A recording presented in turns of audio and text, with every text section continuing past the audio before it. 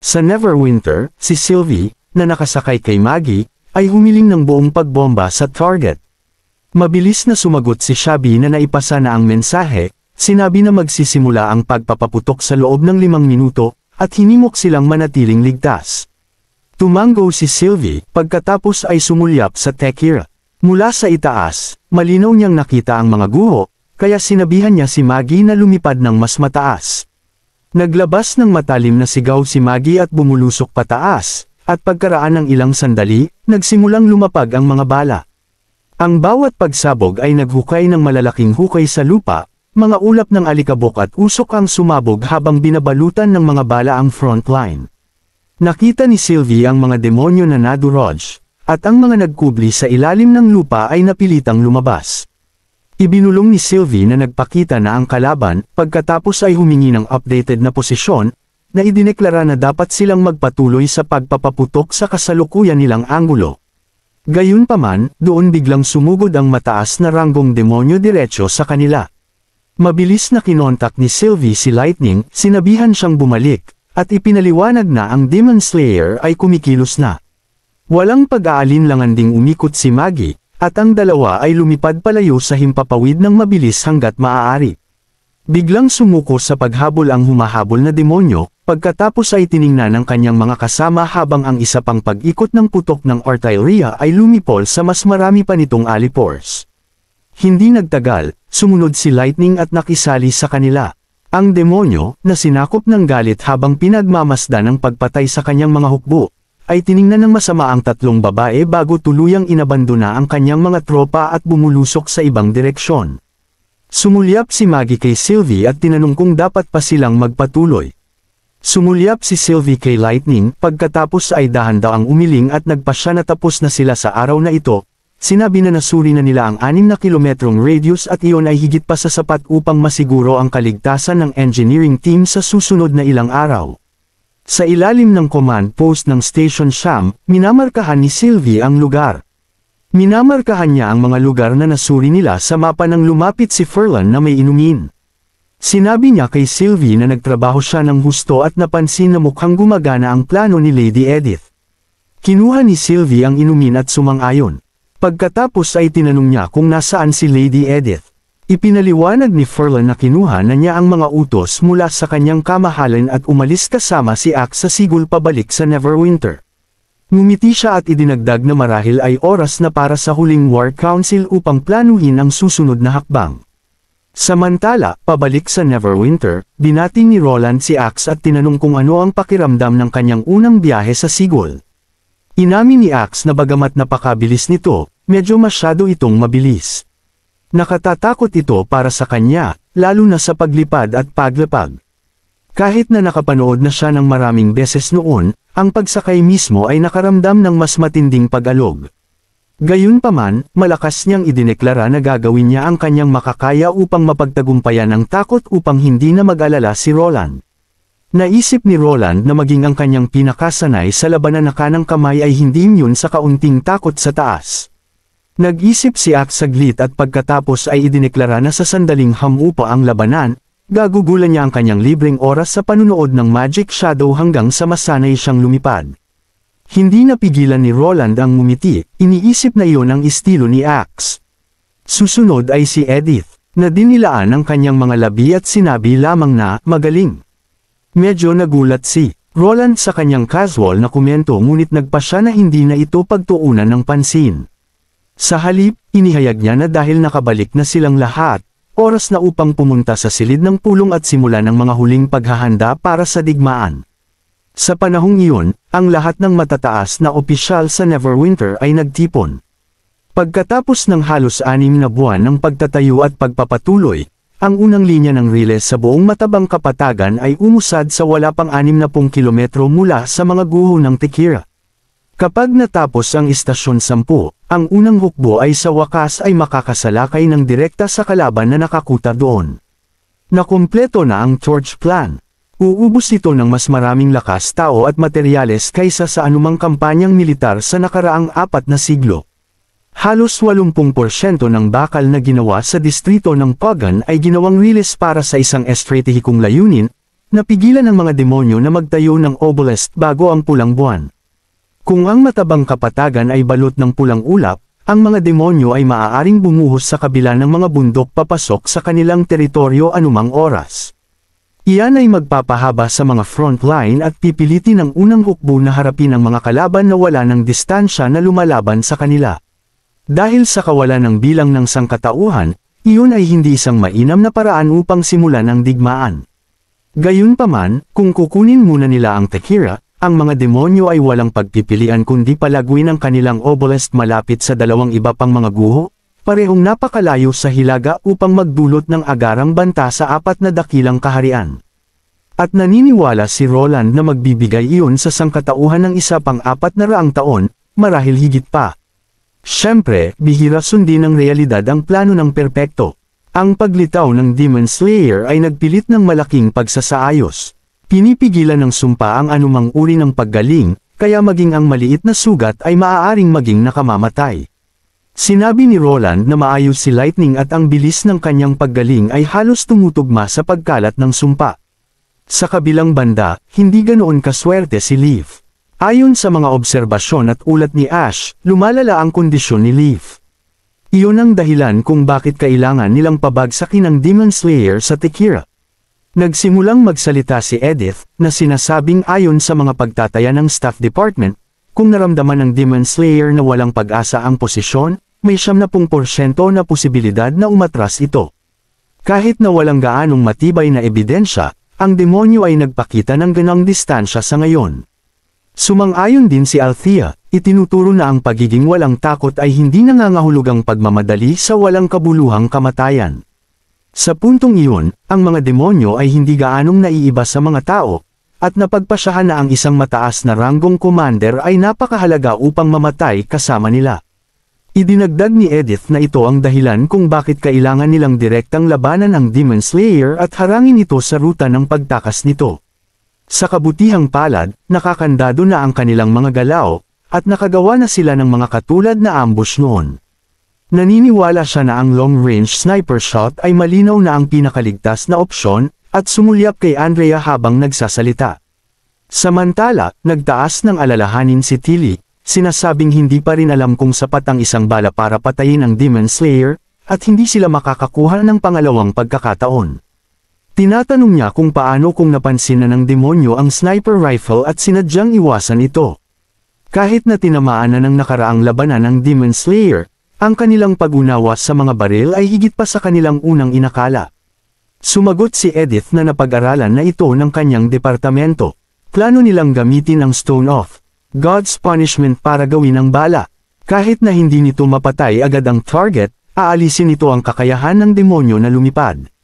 Ang tanging isyo ay ang mas maliliit na bato ay masyadong marupok para makaligtas sa pagpapaputok ng baril. Ngunit ang sandata ni Andrea ay may mas malaking kalibre, kaya malamang na magawa nila ito. Higit pa rito, nasuri na niya kay Agatha na ang dugo ng demonyo ay maaaring lubos na magpataas ng lakas ng mga bato. Natuwa si Althea, sinabi na gusto niya ang ideya ng paggamit ng kanilang sariling dugo upang patayin sila, at sinabi kay Edith na siya lang ang pangalawang mortal na nakaakit ng kanyang interes. Lumipat si Edith sa susunod na punto, sinabing kailangan nila ng backup pursuit team. Napabuntong hininga si Wendy, sinabing si Lightning lang ang makakasabay sa Demon Slayer, ngunit hindi rin niya ito kayang labanan ng mag-isa. Iwinagayaway ito ni Edith at sinabing ang sigol sa isang dive ay potensyal na mas mabilis. Mabilis na naintindihan ni Tilly at sinabi na iminumungkahi ni Edith na ilagay ang mga God Punishment Witches sa loob. Sumang-ayon si Edith at ipinaliwanag na ang Magic Suppression Field ay kasing epektibo ng isang Stone of God's Punishment. Sa 10 o higit pang mga mangkukulam sa eroplano, magkakaroon sila ng totoong pagkakataon na hilahin pababa ang demonyo o kahit patayin ito. Kahit na nabigo silang tapusin ito, ang sniper team ay makakahabol at makakapagbigay ng huling dagok. Tumanggo si Roland na nagtatapos na ang planong ito ay marahil ang kanilang pinakamahusay na pagpipilian. Ngunit hinulaan niya na hindi kailanman papayag si Ash na direktang harapin ni Tilly ang Demon Slayer. Pinutol siya ni Tilly, kalmadong idineklara na siya mismo ang nagkumbonsi kay Ash, pagkatapos ay idinagdag na sasama rin siya. Kinabahan si Wendy kay Roland, at malinaw na ayaw niyang may magkamali. Siniguro ni Tilly na walang dapat ipag-alala. Naniniwala siya na ito ay halos hindi naiiba sa kanilang karaniwang trabaho.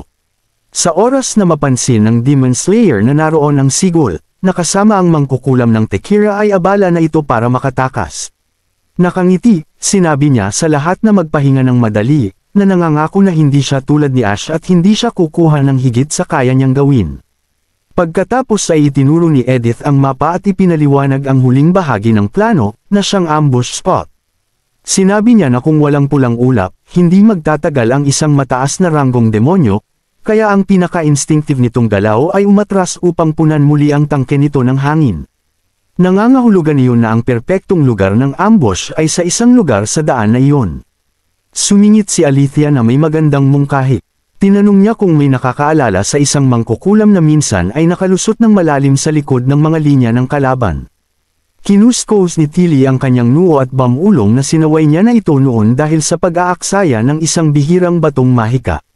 Ngunit naniniwala si Alethea na ang lugar sa likod ng mga guhon ng Tekira ay magbibigay sa kanila ng perpektong tanawin. Kapag naayos na nila ang lahat, maaari nilang subaybayan ang lugar at makita ang lahat ng paparating. Sa wakas ay nagbigay ng pahintulot si Roland, at inihayag niya na sa susunod na ilang araw, mananatili sina Axe at Edith upang ayusin ang plano ng ambush. Nais ni Alethea na lumapit si Roland, binubulungan siya na ang pananaliksik sa cube ay nakagawa ng malaking hakbang pasulong. Lumipat ang eksena sa research lab, kung saan idinikit ni Celine ang kanyang mga galami sa magic cube. Sinabi niya na maraming bahagi ng cube ang may di pangkaraniwang mahabang kasaysayan. Tiningnan ng mas malapit ni Roland at inamin na ang mga bahagi ay mukhang luma na, bagaman mas nagulat siya na kayanan niyang buwagin ang cube nang hindi ito nasisira. Ngunit kung ang mga bahagi ay nasa kanyang mga kamay, bakit nagniningning pa rin ang cube? Doon ay nagningning si Celine sa excitement at ipinaliwanag na ang mga kasalukuyang nasa cube ay hindi ang mga orihinal at ipinaliwanag pa na ang mga ito ay mga replika na ginawa niya mismo. Ang katotohanan na gumagana ang mga ito ay nangangahulugan na epektibo silang pamalit. Si Roland, na lubos na namangha, ay hinawakan ng kanyang galami at pinuri siya, na idineklara na siya ay hindi kapanipaniwala. 3 buwan pa lang ang nakalipas, at inakala niyang aabutin ng 1 taon ang paggawa. Ipinaliwanag ni Celine na ang istruktura ng cube ay mas simple kaysa sa isang magic core, at ang mga pinong bahagi sa loob ay mas madaling hawakan salamat sa mga mangkukulam mula sa sleeping spell. Ngayon, na may humigit kumulang 500 piraso ng materyales na may tamang kalidad, tiwala siyang makakagawa siya ng isang ganap na gumaganang replika. Sinabi ni Roland sa kanya na ang garrison sa Dutchingport ay nagsimula na dapat sumunod sa kanyang mga utos na kolektahin ang kailangan, at malamang na makakuha sila ng tugon sa lalong madaling panahon. Pagkatapos ay inihilig ni Celine ang kanyang ulo, tinanong kung maaari siyang magkaroon ng gantimpala, ngunit nilinaw na, syempre, makakatulong ito upang isulong ang kanyang pananaliksik. Dahil sa pagtataka, tinanong ni Roland kung ano ang gusto niya. Sinabi ni Celine na kailangan niya ng makakatulong sa kanya dahil mas nauunawaan ng kanyang mga kapatid ang kaalaman sa mundo ng panaginip. Ang pag-aaral sa sarili lang ay napatunayang napakahirap, at tila, ang mundo ng panaginip ay may mga paaralan at guro, at naniniwala siya sa mas mahusay na sistema na maaaring gumana. Kaya, umaasa siyang makakapagpadala si Roland ng ilan sa kanyang mga kapatid sa paaralan. Kinagabihan, binalikan ni Roland ang mga pangyayari sa araw na iyon kay Anna, ibinahagi ang mga detalye ng Council ng Digmaan, lalo na ang desisyon na baguhin ang mga sandata para sa mga bala na gawa sa Judgment Stone. Sinabi niya na ito na ang kanilang pangunahing prioridad at parehong tutulong sina Agatha at Andrea. Ngumiti si Anna at biro na parang hindi natatapos ang trabaho. Sinabi niya na mula sa mga bahagi ng eroplano hanggang sa internal combustion engine, mga riles sa frontline, at marami pang ibang proyekto, pakiramdam niya ay laging may mas gagawin. Sa totoo lang, nagsisimula na siyang mainggit kay Celine, sinabing mas maginhawa ang mga galami nito. Umingit si Roland bilang protesta, sinabing wala siyang interes na yakapin ang isang malaking laman sa gabi. At bukod pa rito, si Anna ay hindi lang pinuno ng Departamento ng Engineering, siya ang reyna ng Grey Castle, na laging kailangang lumabas sa harap ng mga tao. Gayunpaman, nangako siyang makahanap ng makakatulong para gumaan ang kanyang pasanin. Ngumiti si Ana, niyakap siya, at sinabi na sabik siyang naghihintay, ngunit sa ngayon, ibang klase ng gantimpala ang gusto niya. Marahil ay mahuhulaan niyo na ang sumunod. Nang muling idilat ni Roland ang kanyang mga mata, bumalik na siya sa mundo ng panaginip. May kumatok sa pinto, at nang buksan niya ito, 3 batang mangkukulam ang bumati sa kanya. May masayang pagbati, agad na nakilala ni Roland si Donna, ngunit ang babaeng may kulay rosas na buhok ay nagpakilala bilang Milan. Ang kakayahan niya, paliwanag niya, ay panggagaya, at kapag nakakonekta sa kanyang mahika, perpekto niyang magagaya ang anumang galaw ng target. Ito ang kanyang ikalawang beses na pagpasok sa mundo ng panaginip. Ang isa pang mangkukulam, na nagngangalang Dodo, ay may kakayahang lumikha ng isang hindi nakikitang bulsa. Sa madaling salita, maaari siyang magtago ng mga bagay sa isang mahiwagang nakatagong supot. Inamin niya na maaaring hindi ito masyadong kapaki-pakinabang, ngunit nangako siyang hindi niya bibiguin si Lady Alethea. Naipaliwanag na ang misyon ni Alethea. Kaya sinabi lamang ni Roland sa mga babae na magsalita ng kaunti hanggat maaari at sumunod lamang sa kanya. Ngunit habang papalabas siya, tumunog ang kanyang telepono, at si Garcia iyon, sinabihan siya na pumunta sa kanya. Dumiretso, si Roland sa katabing pinto at binuksan ang apartment ni Garcia. Ang una niyang sinabi ay pagbati. Pagkatapos ay inabot niya sa kanya ang isang dokumento at ipinaliwanag na opisyal na siyang naging martial fighter. Ang kailangan na lang ay ang kanyang pirma. Binasa ni Roland ang kontrata habang itinuro ni Garcia na kasama rin dito ang isang lisensya sa pangangaso. Isang bihirang kredensyal na ibinibigay lamang sa mga may pambihirang talento sa pakikipaglaban at pangako sa pakikipaglaban sa mga fallen. Binigyang diin niya na wala pang 10 martial fighter sa lungsod ang may ganoong kredensyal. Para sa kanya, ito ay parehong tanda ng tiwala ng asosasyon at isang mabigat na responsibilidad. Umaasa siya na mananatili si Roland sa landas na ito hanggang sa makuha ng sangkatauhan ang huling tagumpay nito. Pagkatapos ay tinanong niya kung bakit siya kailangan. Hiningi ni Roland na sumama siya sandali. Bagaman naguguluhan kung bakit hindi ito masabi doon, sumunod pa rin si Garcia. Ngunit nang pumasok sila sa kanyang silid at nakita niya ang 3 batang babae, siya ay natigilan. Pagkatapos, na may nanginginig na boses, mamulong siya na dapat ay alam na niya na gagawin ito ni Roland. Ang kanyang mga mata ay lumipat mula sa isang babae. At ang kanyang boses ay nanginginig habang itinuturo niya na malinaw na mga bata sila. Nang hindi nagpatumpik-tumpak, inilabas niya ang kanyang telepono at naghanda na tawagan ang mga awtoridad. Kahit matapos ang mahabang paliwanag, tiningnan pa rin ni Garcia si Roland ng may pagdududa. Tinatanong kung ang mga babae na lumabas sa kanyang silid ay hindi talaga mukhang ganoon at mga part-time tutor lamang. Pasensyosong kinumpirma ni Roland na tama siya. Idinagdag na sila ay mga lokal na estudyante sa universidad na kinontrata upang tulungan si Zero at, sa proseso, tulungan ang 3 babae.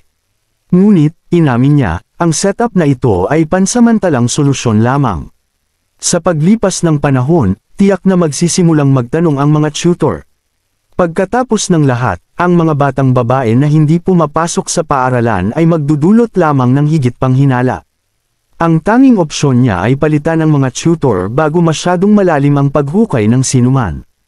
Pagkatapos ay pinag-ugnay ni Garcia at naisip na ang mga kamag-anak na nabanggit niya sa unang beses na nawala siya sa kanilang pagpupulong ay talagang ang 3 batang babae na ito.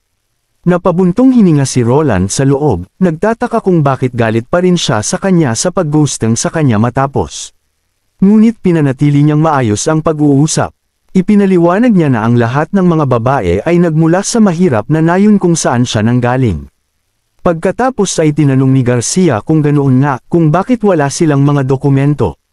Ipinaliwanag ni Roland na dahil ito sa kanilang kasarian. At matapos ang mahabang katahimikan, lamambat ang kanyang ekspresyon habang sinabi niya na ngayon ay nauunawaan na niya. Pagkatapos ay tahimik niyang tinanong kung marami ba ang tulad nila. Ipinaliwanag ni Roland na marami sila. Bagaman nagsimula lang bumuti ang sitwasyon sa nakalipas na dekada. Idinagdag niya na kumalat ang balita ng kanyang pagsali sa Martial Fighter Association sa kanilang bayan, at ang 3 babae ay lumapit upang maghanap ng pagkakataong makatakas sa kanilang dating buhay. Ang mga babae, na nararamdaman ang sandali, ay mabilis na nagdagdag ng kanilang mga boses. Tiningnan si Garcia ng may malalaki, nagmamakaawa na mga mata, sinabing gusto lang nilang manatili at mag-aral. Nag-alinlangan si Garcia, at nagpatuloy si Roland, ipinaliwanag na walang anumang halaga ng pagtuturo o pag-aaral ng sarili ang makakalutas sa tunay na problema. Gusto niyang magkaroon sila ng normal na buhay, at si Garcia lamang ang makakagawa nito. Hindi kayang hawakan ni Garcia ang kanilang tingin, kalaunan ay bamantong hininga at, nang may malinaw na pag-aatubili, tinanggihan sila. Ipinaliwanag niya na pinutol na niya ang ugnayan sa kanyang pamilya, na nanunumpa na hindi na muling makikita ang kanyang ama. Bukod pa rito, gusto pa rin ng pamilya na give-in ng distrito na ito. Kung babalik siya ngayon, iyon ay maaaring maghati sa koalisyon ng protesta na nakatayo sa tabi niya. Sinabi ni Roland na nauunawaan niya, ngunit ginulat siya ni Garcia sa pag-aalok sa kanya ng pagkakataong direktang makipag-usap. Inihayag niya na ang kanyang ama ay magho-host ng isang salo-salo sa downtown bukas ng gabi, nag-aanyaya ng mga kilalang martial fighter mula sa rehiyon. Bagaman wala siyang balak pumunta, pinadalhan pa rin siya ng imbitasyon, at kahit na hindi ito para kay Roland, isang tawag mula sa kanya ay makakapasok siya. Malinaw na ito na ang limitasyon ng magagawa mismo ni Garcia. Akala ni Garcia na nagdadalawang isip si Roland kaya tinanong niya kung natatakot siya. Hindi umatras si Roland at sinabing alam niyang ginagawa ni Garcia ang kanyang makakaya, ngunit ang inalala niya ang pumunta ng walang dala. Sa bagay na iyon, tiniyak ni Garcia na huwag siyang mag-alala. Ang kanyang ama ay hindi ang tipo na magtatantrum, ang pinapahalagahan lamang niya ay ang mga benepisyo. Iginiit niya na si Roland ay hindi lamang isang ordinaryong tao, sinabing kahit ang Prism City ay nagsimula ng pansinin ang kanyang pagtaas at sinabi sa kanya na huwag maliitin ang kanyang sarili. Nangako si Roland na gagawin niya ang kanyang makakaya. Inabot ni Garcia ang kanyang kamay, inamin na talagang masaya siyang makita siyang manatiling totoo sa kanyang landas, at siya, pagtatapat niya, ang nagkamali sa paghuhusga ng una silang magkita. May maliit na ngiti, idineklara niya na masaya siyang magkaroon ng kasama tulad niya na lumalaban sa kanyang tabi. Sa huli, sinabi ni Garcia kay Roland na kung may kailangan siya, dapat ay sabihin lang niya ito ng direkta at iwasan ang buong Miss Garcia formality. Tumango si Roland, bagaman hindi niya sinasabi ang buong katotohanan kay Garcia, ngunit tama siya tungkol sa hindi paglimot ni Roland sa kanyang mga layunin. Pagsapit ng gabi, hindi napigilan ni Donna ang kanyang pananabik. Tinanong kung talagang pinapayagan silang kumain ng anumang gusto nila dito. Tiniyak ni Roland na oo, at inakala niyang hindi ito naiiba sa uri ng mga piging ng maharlika na dapat ay dinaluhan niya noong panahon ng Federation. Ngunit nilinaw ni Donna na ang mga kaganapang iyon ay hindi kailanman tungkol sa pagkain at tanging mga prominenteng personalidad lamang ang iniimbitahan, at ang pangunahing layunin ay makipag-ugnayan. Ipinaliwanag niya na walang gustong makipag-usap sa isang taong kumakain ng marami, at ang sobrang pagkain ay magpapatawa lamang sa kanila. Narinig iyon, nagpa siya ang mga babae, na sinabing kung ang sobrang pagkain ay maaaring magpahiya kay Roland, kung gayon ay magpipigil sila. Pinapanood sila ni Roland sa rearview mirror, nagsimulang tumawa, pagkatapos ay sinabi sa mga babae na magpahinga, na sinabing dito ay hindi Federation, at hindi siya ang hari ng Grey Castle. Dito, sila ay mga regular na tao lamang, at maaari silang kumain ayon sa kanilang gusto. Naliwanagan ng mga babae, puno ng pananabik, bumubulong patungkol sa pagsingit ng ilang pagkain para sa iba pang mga kapatid. Sumang-ayon si Roland, sinabing basta't hindi sila mahuhuli, ngunit kailangan nilang manatiling malapit. Di nagtagal, dumating sila sa isang marangyang hotel. Habang papasok sila sa malaking lobby at sa elevator, sinalubong sila ng mga staff, at ang mga babae ay tumingin sa mga bintana ng may malawak na mata at pagkamangha. Bam-ulong, sila na kahit ang pinagsamang laki ng tatlong banal na lungsod ay hindi makapantay sa iisang lungsod na ito. Gaano man karaming beses nilang nakita, mahirap paniwalaan na ang mga ordinaryong mortal, na walang mahika, ay nakagawa ng gayong mga himala. Sumulyap si Milan kay Roland, tahimik na tinanong kung ang himala na gusali na gusto niyang itayo ay mayroon ding pang-alaalang kahulugan. Bagaman hindi niya kailanman sinabi sa sinuman maliban kay Ana, halos nahulaan na ng mga mangkukulam ng tekira na nagmula siya sa isang lugar tulad ng mundo ng panaginip. Nang makarating sila sa pinakatuktok na palapag, puno na ng buhay ang lugar. Ang mga bisita ay nagtipon sa maliliit na grupo, ang kapaligiran ay masigla at relax. Ang mga babae ay sabik na kumuha ng mga plato at nagtambak ng kanilang mga paboritong pagkain, ngunit hindi nila nakalimutang maglagay ng dagdag sa hindi nakikitang supot ni Dodo. Habang pinapanood sila, naramdaman ni Roland na kahit na ang mundong ito ng panaginip ay walang personal na pakinabang para sa kanya, nais niyang ipagpatuloy ito. Para sa kanya, marahil ito ay isang ilusyon lamang, ngunit para sa mga natitirang mangkukulam ng Tekira, ito ang tanging lugar kung saan sila tunay na nakadarama ng buhay. Panglasa, hawak, amoy, lahat ng pandama na inagaw sa kanila ng digmaan laban sa mga demonyo ay maaari lamang nilang maranasan dito. Pinilit ni Roland ang kanyang sarili na bumalik sa kasalukuyan at sinimulan niyang suriin ang iba pang mga bisita. Ang ilan ay nakasuot ng sharpsuits, ang iba naman ay nakasuot ng uniforme ng martial fighter. Naalala niya ang sinabi sa kanya minsan ni Garcia na habang ang Martial Fighter Association ay itinatag sa marangal na ideal ng pagliligtas sa mundo, ang mga ideal lamang ay hindi sapat upang makakalap ng sapat na tao. Kaya naman lumitaw ang mga paligsahan sa pakikipaglaban. Sa loob ng wala pang 50 taon, naging ito ang pinakapinapanood na kaganapan sa palakasan, nag-aalok sa mga awakened fighter ng pagkilala, katanyagan, at kita. Nakakuha ang mga paligsahan ng maraming bagong recruit sa asosasyon, at ang mga nangungunang gumaganap ay nagkaroon ng tunay na impluwensya. Ngunit ang pagtaas na ito ay nagdulot din ng pagkakabaha-bahagi sa pinakatuktok, hinati ang mga miyembro sa luma at bagong paksayon. Sa huli, hindi lamang hindi nabawasan ang mga paligsahan, bagkus ay lumawak pa. Sa ibang bahagi ng silid, isang lalaki ang nagmamasid kay Roland, tahimik na nagtatanong sa katabi niya kung may nakuha na silang impormasyon.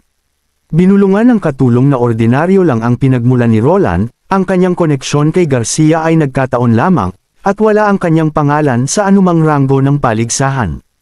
Idinagdag niya na sumali lamang si Roland sa Martial Fighter Association 3 buwan na ang nakalipas. Naisip ng lalaki sa kanyang sarili na sadyang mahirap lapitan si Garcia, at halos walang nakakuha ng kanyang atensyon. Hindi niya maiwasang magtaka kung ano ang ginawa ni Roland upang makuha ang pabor nito. Napatingin ang kanyang mga mata kay Fei Yuhan, ang pinakamaliwanag na sumisikat na bituin sa Martial Fighter Circle. Sa loob lamang ng 5 taon, 2 beses na siyang nakarating sa finals ng paligsahan. Bagaman hindi pa siya nagkakamit ng kampyonato, itinuturing na siyang mukha ng bagong henerasyon.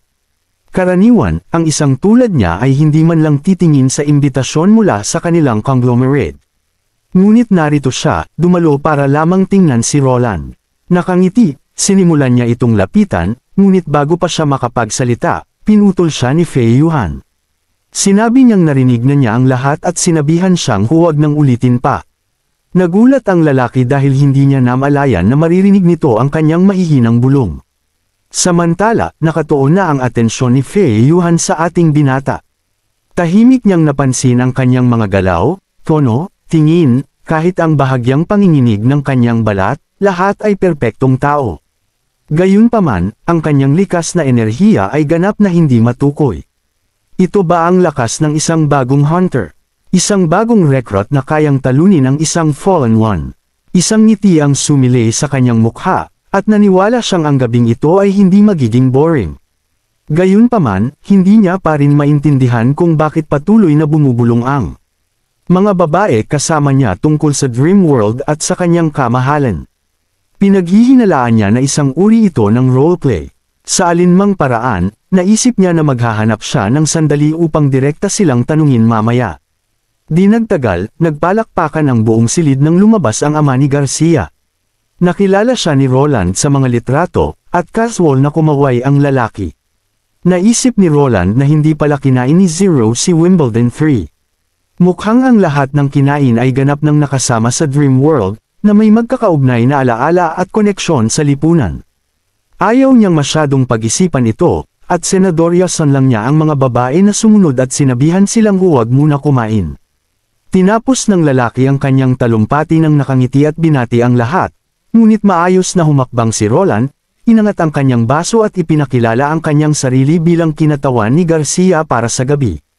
Ang lalaki ay lumipat sa magalang na usapang negosyo. Pagkatapos ay lumapit si Roland, tahimik na ipinaliwanag na mayroon silang kailangan pag-usapan ng pribado. Tumanggi ang lalaki, sinabing mayroon pa siyang ibang bisita na dapat asikasuhin. Ngunit pinilit ni Roland, binanggit ang pangalan ni Garcia, at tinanong kung ayaw niyang malaman kung kamusta ang kanyang anak sa mga araw na ito.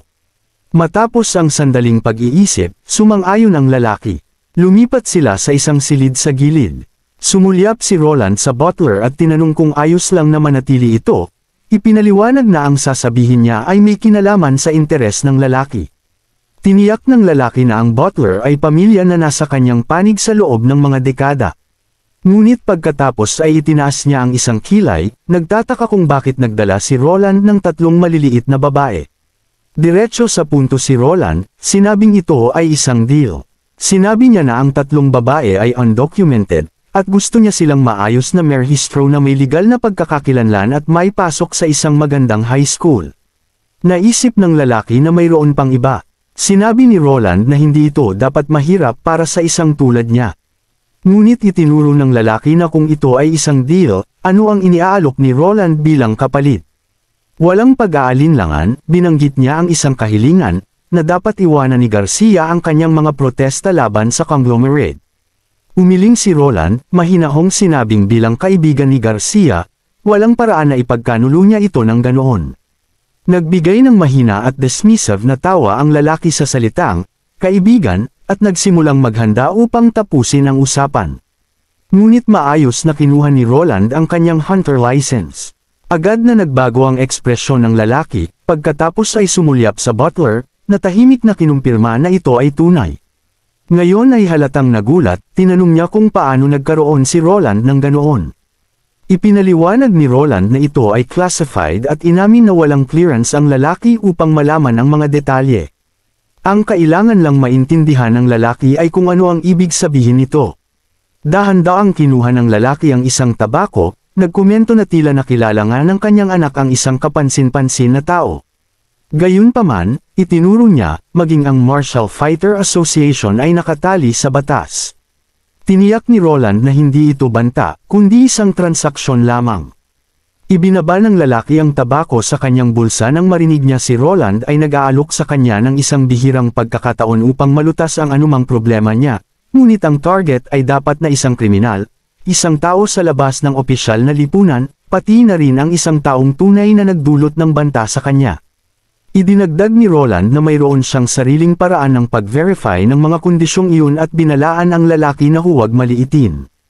Iyon, sa ganoong paraan, mananatili ang asosasyon sa labas nito at kung mas kaunti ang kanilang nalalaman, mas mabuti.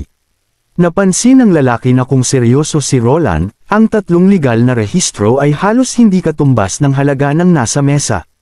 Kalmadong itinuro ni Roland na ito ay isang down payment lamang, at meron pang ibang batch, pagkatapos ay ipinaliwanag pa na mayroong mga 300 pa na naghihintay.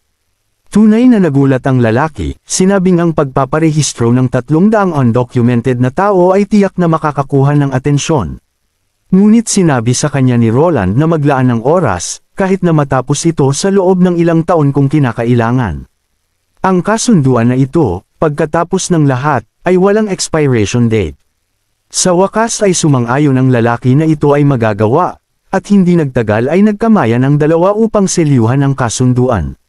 Nang lumabas si Roland sa silid, agad siyang nilapitan ng mga babae, sinabing ang ganoong negosasyon ay hindi dapat hawakan ng isang hari mismo. Nagreklamo sila na ang ugali ng lalaki ay masyadong walang galang, at may isang umamin pa na kung narito si Lady Alethea, malamang na nasa leeg na ng lalaki ang kanyang espada ngayon. Ngunit si Donna ay ngumiti, sinabing dapat gawin ng isang hari ang anumang gusto niya. Pagkatapos ng lahat, hindi kailanman inalalaan ni Lady Akali ang iniisip ng iba. Ngumiti si Roland, umiling at sinabihan silang huwag na siyang tawaging kamahalan. Pagkatapos ay tinanong ni Donna kung babalik na sila ngayon. Ipinaliwanag ni Roland na ang bangkit ay malamang natatagal hanggang hating gabi, ngunit hindi tama na hayaang maghintay ng masyadong matagal ang iba pang mga mangkukulam. Sinabihan niya silang mayroon pa silang kalahating oras upang magsaya. Agad na nagliwanag ang 3 babae at tumakbo pabalik sa buffet na may nagniningning na mga mata, Nagpaplano na kumuha pa ng mas maraming pagkain. Iniwan na mag-isa, bahagyang sumandal si Roland, nag-iisip, nang bigla, may lumabas sa kanyang baso. Nagulat siya nang magsimulang magningning ang mga salita sa ibabaw ng kanyang inumin, sinasabing huwag kalimutan ang kanilang kasunduan.